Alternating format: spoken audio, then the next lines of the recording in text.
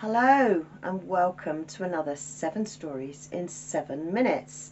Thank you to everybody who's watching. Please like and please share. Story 1. What is going on in Oxford?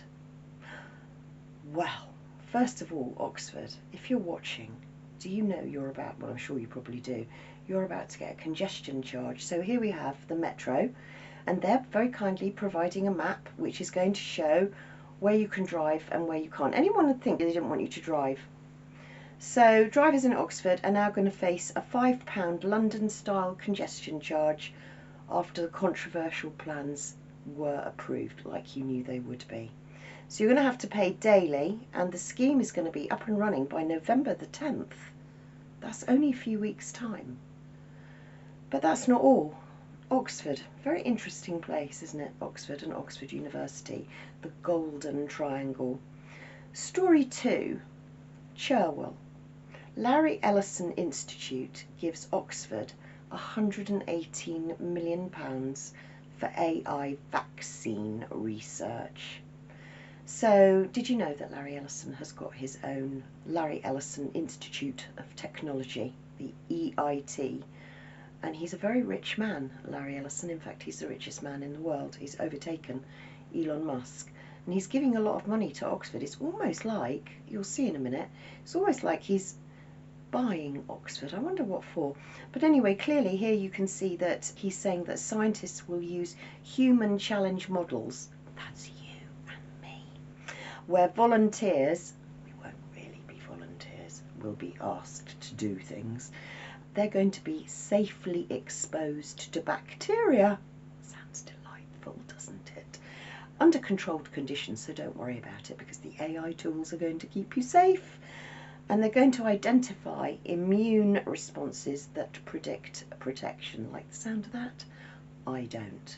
But that's not where it stops, because as you'll probably see, Sir Anthony Pollard, remember that name from COVID?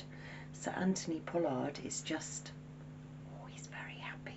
He's got a lot of money. He was the gentleman that headed the whole of the COVID vaccine research project. He's the one that's had the money. But Larry Ellison, he's a very generous chap, you know.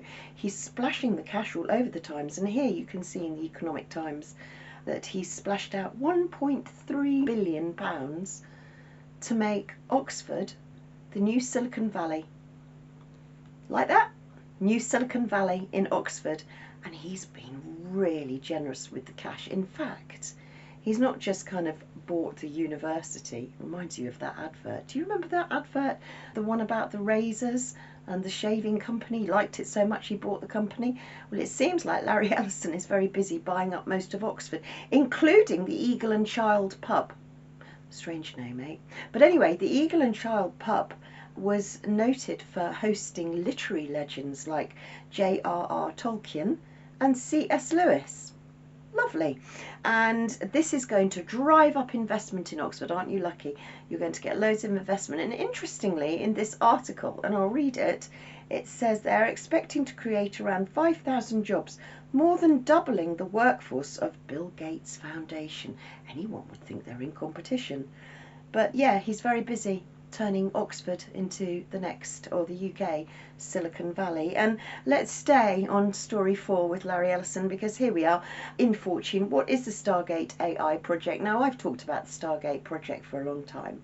This is mRNA AI generated cancer vaccines. They're making them in the USA and they're testing them in the good old UK. We are the global laboratory. And as you can see here, you have President Trump, you've got Sam Altman, and you've got Larry Ellison there on the right, and they're very happy with their £500 billion project, Stargate project. I've talked about this a lot, cancer jabs, mRNA jabs. Why are so many people getting cancer? Let's just stay with Oxford. It's a busy place, Oxford, because obviously with the recent assassination of Charlie Kirk, lots of people have had lots of things to say, including the president-elect of Oxford Union and George Aberoni. He was told off basically because he made very inappropriate remarks after Charlie Kirk was assassinated, and I'm not really quite sure how this young man has got to the heights, the dizzy heights of President-elect of Oxford Union, because I believe he wasn't terribly clever. I'm not quite sure how he got there, but anyway, you will be glad to know, perhaps, that he is facing disciplinary proceedings for what he said. And finishing on Oxford, just for a minute, the Oxford Mail are carrying this, story 6, Oxford University silent. I'm sure they will be, because you know what? The Bang Bus tour is coming to Oxford with Bonnie Blue, the porn star. He likes to go around all the university campuses around Freshers Week to break the youngsters in, I hear. So no, they're not very happy, the university professors. They're keeping quite quiet about this, but I'm sure the Bang Bus tour will go down very well in Oxford. And finally, well, story 7. For all this tech and AI, mRNA, biologics, transhumanism, merging robots with human beings, you know what? There's still some people in the UK that can't get a mobile signal, so they can't get the NHS alerts. I wish I knew specifically where it was, because I think I might set up camp. No more bings and emails and harassing texts from the NHS. Wouldn't that be lovely? But as you can see, Birmingham Live are reporting this, that villagers have been missing all the NHS alerts because they haven't got a mobile signal.